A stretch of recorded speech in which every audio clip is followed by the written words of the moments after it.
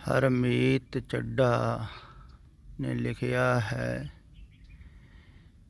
ਬਾਬਾ ਜੀ ਆਪ ਜੀ ਨੂੰ ਸੁਣ ਕੇ ਬਹੁਤ ਸ਼ੁਬੇ ਸ਼ੱਕ ਕਲੀਅਰ ਹੋਏ ਹਨ, ਸ਼ੰਕੇ ਨਿਵਰਤ ਹੋਏ ਹਨ। ਪਰ ਅਗਿਆਨ ਹੋਣ ਕਰਕੇ ਬੁੱਧੀ ਦੇ ਤਲ 'ਤੇ ਜੀਵਨ ਜੀ ਰਹੇ ਹਾਂ। ਇਸ ਲਈ ਸਮਝ ਨਹੀਂ ਪਾ ਰਹੇ ਕਿ ਕਰਨਾ ਕੀ ਹੈ। ਕਿਰਪਾ ਕਰਕੇ ਰਸਤਾ ਦੱਸੋ।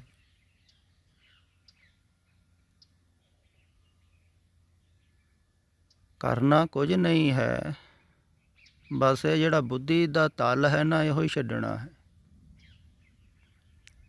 ਜਿਹੜੇ ਤਲ 'ਤੇ ਤੁਸੀਂ ਜੀ ਰਹੇ ਹੋ ਨਾ, ਇਹੋ ਹੀ ਤਲ ਛੱਡਣਾ ਹੈ।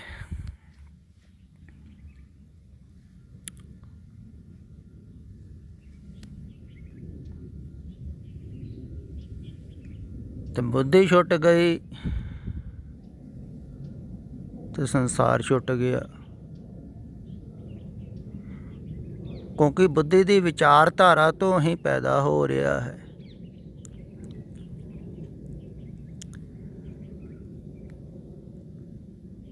ਤੇ ਜਿੰਨੀ ਜ਼ਿਆਦਾ ਵਿਚਾਰਧਾਰਾ ਹੁੰਦੀ ਹੈ ਬੁੱਧੀ ਦੀ, ਸੋਚ ਸਮਝ, ਓਨਾ ਹੀ ਉਹ ਜ਼ਿਆਦਾ ਸੰਸਾਰ ਦੇ ਵਿੱਚ ਉਲਝ ਜਾਂਦਾ ਹੈ।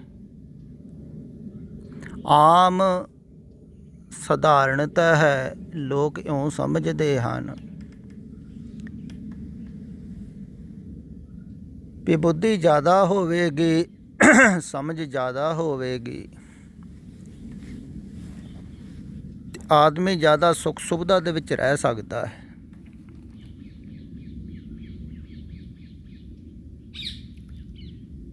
ਸੁੱਖ ਸੁਵਿਧਾ ਦੇ ਸਾਧਨ ਵੀ ਇਕੱਠੇ ਕਰ ਸਕਦਾ ਹੈ। ਇਹ ਗੱਲ ਸੱਚ ਹੈ।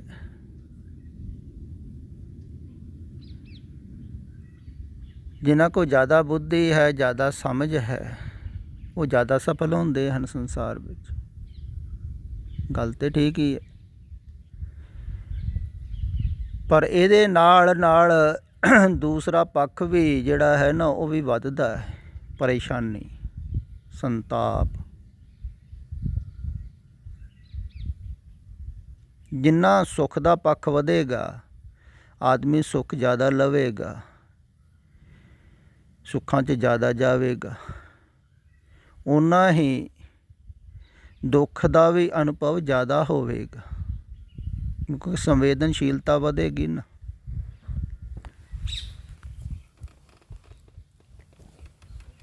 ਇਸੇ ਕਾਰਨ ਅਮੀਰ ਲੋਕ ਜਿਹੜੇ ਹਨ, ਉਹ ਥੋੜ੍ਹਾ ਜਿਹਾ ਦੁੱਖ ਬਰਦਾਸ਼ਤ ਨਹੀਂ ਕਰਦੇ ਹਨ,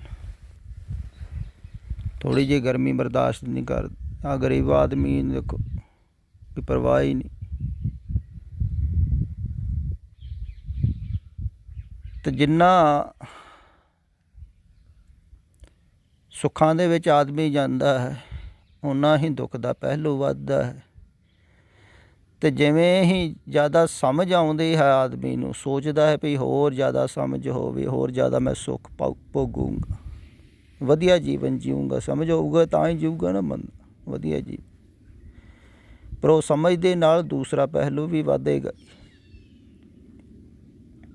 ਉਹ ਚਿੰਤਾ, ਉਹ ਫਿਕਰ, ਉਹ ਬੇਚੈਨੀ, ਕਿਉਂਕਿ ਉਹ ਵੀ ਸਮਝ ਦਾ ਹਿੱਸਾ ਹਨ।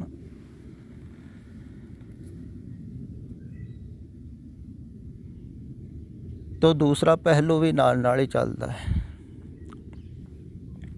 ਪਰ ਸੰਸਾਰ ਦੇ ਵਿੱਚ ਇਹੋ ਹੀ ਦੱਸਿਆ ਜਾਂਦਾ ਹੈ ਕਿ ਜਿੰਨੀ ਜ਼ਿਆਦਾ ਸਮਝ ਹੋਵੇਗੀ, ਤਾਂ ਉਨਾ ਹੀ ਸੰਸਾਰ ਦੇ ਵਿੱਚ ਸਤਿਕਾਰ ਵੀ ਬੰਦਾ ਪਾਉਂਦਾ ਹੈ, ਆਦਰ ਪਾਉਂਦਾ ਹੈ, ਮਾਣ ਪਾਉਂਦਾ, ਵਡਿਆਈ, ਸਮਝਦਾਰੀ ਪਾਉਂਦੇ ਹਨ। ਹੁਣ ਬੇਸਮਝ ਕਿਵੇਂ ਪਾ ਲੈਣੇ? ਇਹਦਾ ਮਤਲਬ ਸਮਝਦਾਰ ਸਾਰਾ ਕੁਛ ਹੀ ਪਾ ਲੈਂਦਾ ਹੈ ਸੰਸਾਰ ਵਿੱਚ, ਅਤੇ ਬੇਸਮਝ ਪਿੱਛੇ ਰਹਿ ਜਾਂਦੇ ਆ। ਅਤੇ ਸਮਝਦਾਰੀ ਪੈਦਾ ਹੁੰਦੀ ਹੈ ਸੰਸਾਰ ਵਾਸਤੇ, ਸੰਸਾਰ ਨੂੰ ਪਾਉਣ ਵਾਸਤੇ, ਸੰਸਾਰ 'ਚ ਹੋਣ ਵਾਸਤੇ, ਦਿਖਾਉਣ ਵਾਸਤੇ।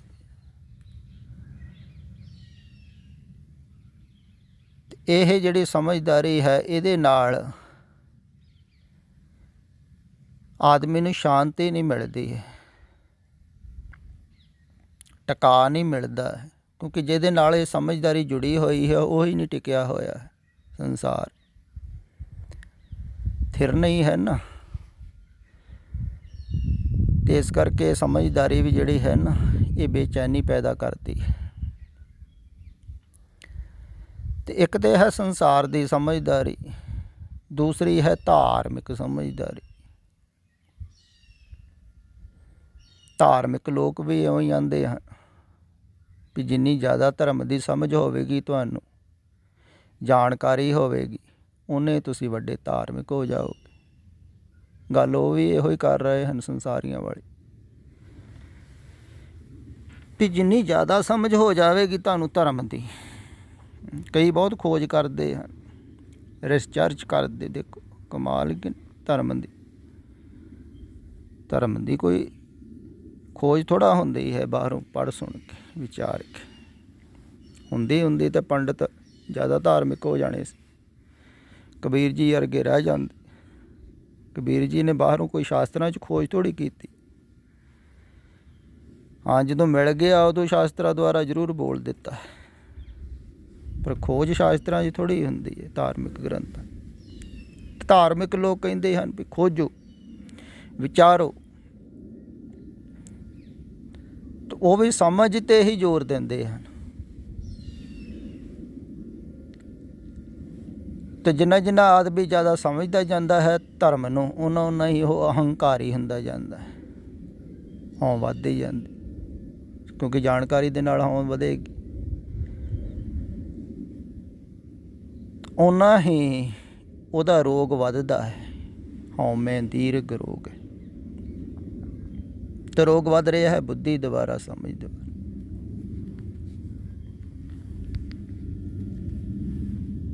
ਅਤੇ ਮੈਂ ਕਹਿੰਦਾ ਹਾਂ ਵੀ ਤੁਸੀਂ ਸਮਝ ਨੂੰ ਹੀ ਗਵਾਓ, ਸਮਝਦਾਰੀ ਨੂੰ ਹੀ ਛੱਡੋ। ਪਰ ਸਮਝਦਾਰੀ ਨੂੰ ਛੱਡਣਾ ਬੜਾ ਕਠਿਨ ਹੈ, ਕਿਉਂਕਿ ਸਮਾਜ ਦੀ ਸਮਝਦਾਰੀ ਤੁਸੀਂ ਛੱਡੋਗੇ ਅਤੇ ਸਮਾਜ ਤੁਹਾਡਾ ਨਾਰਾਜ਼ ਹੋ ਜਾਏਗਾ ਸਾਰਾ।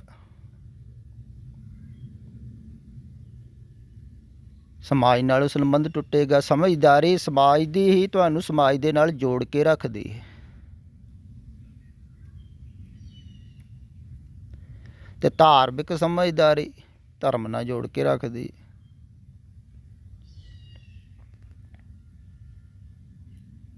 ਅਤੇ ਸੰਸਾਰਿਕ ਸਮਝਦਾਰੀ 'ਤੇ ਆਦਮੀ ਛੱਡ ਵੀ ਦਿੰਦਾ ਹੈ ਵੀ ਕੁਛ ਮਿਲਦਾ ਹੀ ਨਹੀਂ।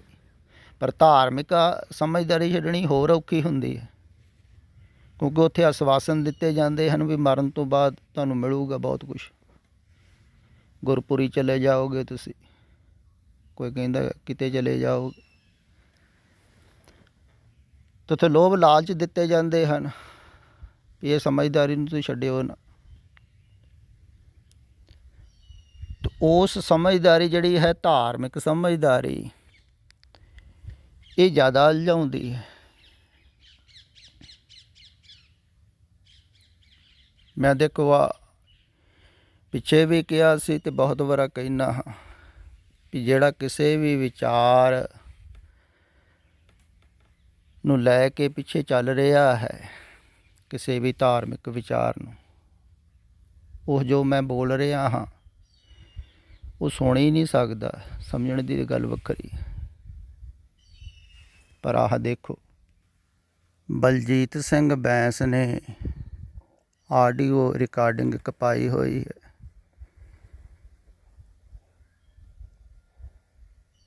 ਅਤੇ ਉਹਦੇ ਵਿੱਚ ਦੱਸਿਆ ਜਾ ਰਿਹਾ ਹੈ ਵੀ ਜੋ ਸ਼ਹੀਦੀ ਗੁਰਪੁਰਬ ਆ ਰਿਹਾ ਹੈ, ਛੋਟੇ ਸਾਹਿਬਜ਼ਾਦਿਆਂ ਦਾ,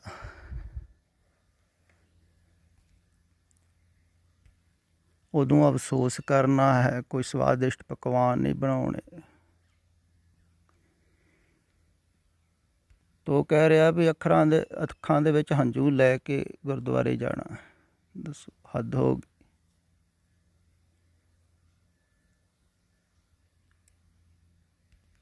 ਪਰ ਇਹ ਧਾਰਮਿਕ ਲੋਕ ਜਿਹੜੇ ਹਨ ਇਹ ਜੋੜ ਕਿੱਥੇ ਰਹੇ ਹਨ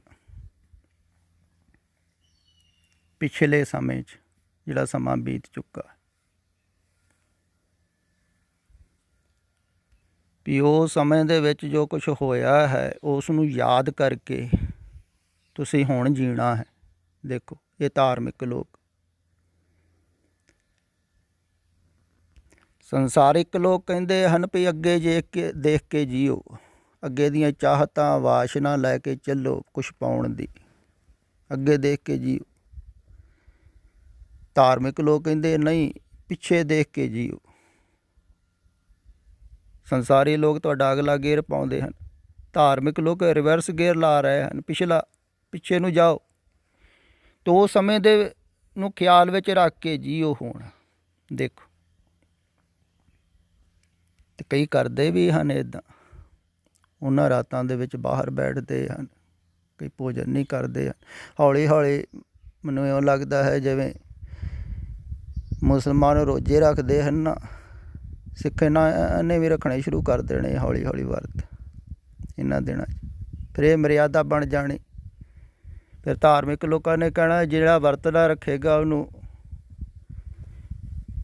ਅਫਸੋਸ ਨਹੀਂ ਹੈ, ਗੁਰੂ 'ਤੇ ਸ਼ਰਧਾ ਨਹੀਂ ਹੈ, ਗੁਰੂ ਵਾਲਾ ਨਹੀਂ ਹੈ।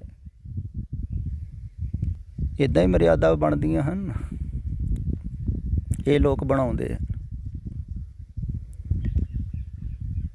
ਕਿਉਂਕਿ ਇਹ ਬਾਹਰ ਦੇਖਦੇ ਹਨ। ਗੁਰੂ ਕਹਿੰਦਾ ਹੈ ਅੰਦਰ ਦੇਖੋ, ਅਤੇ ਗੁਰੂ ਦੇ ਬਾਹਰ ਦੇਖ ਰਹੇ ਹਨ ਜਿਹੜੇ ਕਰਮ ਹਨ ਉਹਨਾਂ ਨੇ ਕੀਤੇ ਹੋਏ। ਉਹਨਾਂ ਨੇ ਰੋਕਿਆ ਵੀ ਹੈ, ਟੋਕਿਆ ਵੀ ਹੈ ਕਿ ਗੁਰ ਕਹਿਆ ਸਾ ਕਾਰ ਕਮਾਵੋ, ਗੁਰ ਕੀ ਕਰਨੀ ਕਾਹੇ ਧਾਵੋ। ਉਹਦੇ ਕੰਮ ਥੋੜ੍ਹੀ ਦੇਖੋ, ਕੰਮਾਂ ਦੀ ਨਕਲ ਨਾ ਕਰੋ, ਉਹਨਾਂ ਦੀ ਪਹਿਰਾਵੇ ਦੀ ਨਕਲ ਨਾ ਕਰੋ। ਇਹ ਦੇਖੋ ਕਹਿ ਰਹੇ ਪਹਿਰਾਵਾ ਪਾਓ ਵੈਸੇ।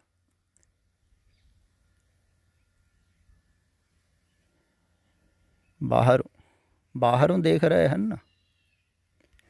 ਕੋਈ ਵੀ ਜਾਗਰਤ ਪੁਰਖ, ਸਤਿਪੁਰਖ, ਸਤਿਗੁਰੂ ਕਹਿ ਲਓ, ਉਹ ਬਾਹਰੋਂ ਨਹੀਂ ਜੋੜਦਾ ਹੈ। ਦੇਖੋ ਤੁਸੀਂ ਕਮਾਲ ਦੀ ਗੱਲ, ਕਿਸੇ ਵੀ ਰਿਸ਼ੀ ਮੁਨੀ ਨੇ ਜਾਂ ਦੇਖੋ ਗੁਰੂ ਨਾਨਕ ਸਾਹਿਬ ਜੀ ਤੋਂ ਲੈ ਕੇ ਜਿੰਨੇ ਵੀ ਸਿੱਖਾਂ ਦੇ ਗੁਰੂ ਹੋਏ ਹਨ, ਕਿਸੇ ਨੇ ਵੀ ਇਤਿਹਾਸ ਨਹੀਂ ਲਿਖਵਾਇਆ ਹੈ। ਅਤੇ ਗੁਰੂ ਗ੍ਰੰਥ ਸਾਹਿਬ ਜੀ ਦੇ ਵਿੱਚ ਇਤਿਹਾਸ ਨਹੀਂ ਹੈ, ਨਹੀਂ ਤਾਂ ਉੱਥੇ ਲਿਖ ਦਿੰਦੇ। ਜਿੰਨਿਆਂ ਦਾ ਤਾਂ ਹੈ ਸੀ ਉਹਨਾਂ ਦਾ ਤਾਂ ਲਿਖ ਹੀ ਦੇਣਾ ਸੀ ਨਾ, ਕਿਉਂਕਿ ਉਹ ਇਤਿਹਾਸ ਨਾਲ ਨਹੀਂ ਜੋੜਦੇ ਹਨ। ਇਤਿਹਾਸ ਹੁੰਦਾ ਹੈ ਬੀਤੇ ਸਮੇਂ ਦਾ, ਤੋ ਬੀਤੇ ਸਮੇਂ ਦੇ ਵਿੱਚ ਲੈ ਕੇ ਥੋੜ੍ਹੇ ਜਾਂਦੇ ਹਨ। ਉਹ ਕਹਿੰਦੇ ਹਨ ਵਰਤਮਾਨ ਦੇ ਵਿੱਚ ਰਹਿਣਾ ਹੈ। ਉਹਨਾਂ ਦਾ ਉਪਦੇਸ਼ ਹੀ ਇਹ ਹੋਇਆ, ਗੁਰਮੁਖ ਵਰਤਮਾਨ ਵਿੱਚ ਵਰਤਦਾ। ਤਾਂ ਹੁਣ ਗੁਰਮੁਖ ਪਿਛਲੇ ਸਮੇਂ 'ਚ ਵਰਤੂਗਾ, ਦੇਖੋ, ਅਤੇ ਜਿਹੜਾ ਨਹੀਂ ਵਰਤੂਗਾ ਉਹਨੂੰ ਸਿੱਖ ਨਹੀਂ ਸਮਝਣਗੇ। ਅਤੇ ਸਿੱਖ ਜਿਹੜੇ ਹਨ ਨਾ, ਇਹ ਬੜੀ ਉਲਝਣ 'ਚ ਪਏ ਹੋਏ ਹਨ। ਇਹਨਾਂ ਦਾ ਜੀਵਨ ਬਿਲਕੁਲ ਪਾਖੰਡੀ ਹੁੰਦਾ ਜਾਂਦਾ ਹੈ, ਕਿਉਂਕਿ ਗੁਰੂ ਮੰਨ ਰਹੇ ਹਨ ਗੁਰੂ ਗ੍ਰੰਥ ਸਾਹਿਬ ਜੀ ਨੂੰ। ਅਤੇ ਅਗਰ ਉਹਨਾਂ ਦਾ ਉਪਦੇਸ਼ ਪੜ੍ਹੋ, ਉਹ ਕਹਿ ਰਹੇ ਹਨ ਵੀ ਨਾ ਪਿਛਲੇ ਸਮੇਂ 'ਚ ਜਾਣਾ ਹੈ, ਨਾ ਅਗਲੇ ਸਮੇਂ 'ਚ ਜਾਣਾ ਹੈ।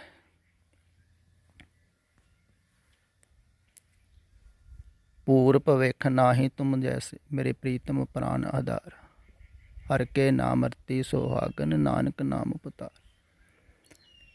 ਵੀ ਨਾ ਅਗਲਾ ਗੇਅਰ ਲਾਉਣਾ ਹੈ, ਨਾ ਪਿਛਲਾ ਲਾਉਣਾ ਹੈ। ਵੀ ਇੱਥੇ ਆਉਣਾ ਹੈ। ਪਰਮਾਤਮਾ ਮੌਜੂਦਾ ਸਮੇਂ ਦੇ ਵਿੱਚ ਮਿਲਦਾ ਹੈ, ਸ਼ਾਸਵਤ ਦੇ ਵਿੱਚ ਮਿਲੇਗਾ। ਪਹਿਲਾਂ ਵਰਤਮਾਨ 'ਚ ਰੁਕੋਗੇ ਤਾਂ ਹੀ ਸ਼ਾਸਵਤ ਦੇ ਵਿੱਚ ਜਾਓਗੇ। ਤਾਂ ਉਹਦਾ ਸਾਰਾ ਸੰਦੇਸ਼ ਇਹੋ ਹੀ। ਪਰ ਸਿੱਖ ਜ਼ਿਆਦਾ ਇਤਿਹਾਸ ਨੂੰ ਮੰਨ ਰਹੇ ਹਨ ਅਤੇ ਇਤਿਹਾਸ ਦੀ ਹੀ ਨਕਲ ਕਰ ਰਹੇ ਹਨ, ਉਹਦਾ ਹੀ ਅਮਲ ਕਰ ਰਹੇ ਹਨ, ਉਹਦੇ ਬਾਰੇ ਦੱਸ ਰਹੇ ਹਨ। ਥਾਂ ਥਾਂ 'ਤੇ ਪ੍ਰਦਰਸ਼ਨੀਆਂ ਲੱਗੀਆਂ ਹੋਈਆਂ, ਤੋਂ ਪਿਛਲੇ ਸਮੇਂ ਨਾਲ ਜੋੜ ਰਹੇ ਹਨ। ਅਤੇ ਹੁਣ ਇਹਨਾਂ ਨੂੰ ਕੀ ਸਮਝਾਵੇ ਬੰਦਾ। ਇਹ ਤਾਂ ਬਿਲਕੁਲ ਗੱਲ ਉਲਟੀ ਹੋ ਗਈ ਨਾ। ਜੋ ਗੁਰੂ ਦੱਸ ਰਿਹਾ ਹੈ ਉਹਦੇ ਉਲਟ ਕੰਮ ਕਰ ਰਹੇ ਹਨ। ਅਤੇ ਕੋਈ ਵੀ ਗੁਰੂ, ਸਤਿਗੁਰੂ ਕਦੇ ਵੀ ਐਸਾ ਨਹੀਂ ਕਹਿੰਦਾ ਹੈ ਵੀ ਜੋ ਮੈਂ ਬਾਹਰੋਂ ਕਰ ਰਿਹਾ ਹਾਂ ਵੈਸੀ ਨਕਲ ਕਰੋ। ਨਕਲ ਕਰਕੇ ਥੋੜ੍ਹੀ ਹੁਣ ਮੈਨੂੰ ਦੇਖ ਕੇ ਕੋਈ ਨਕਲ ਕਰੀ ਜਾਊਗਾ ਬਾਹਰ, ਤੇ ਨਕਲ 'ਚ ਹੀ ਹੋ ਜਾਊਗਾ।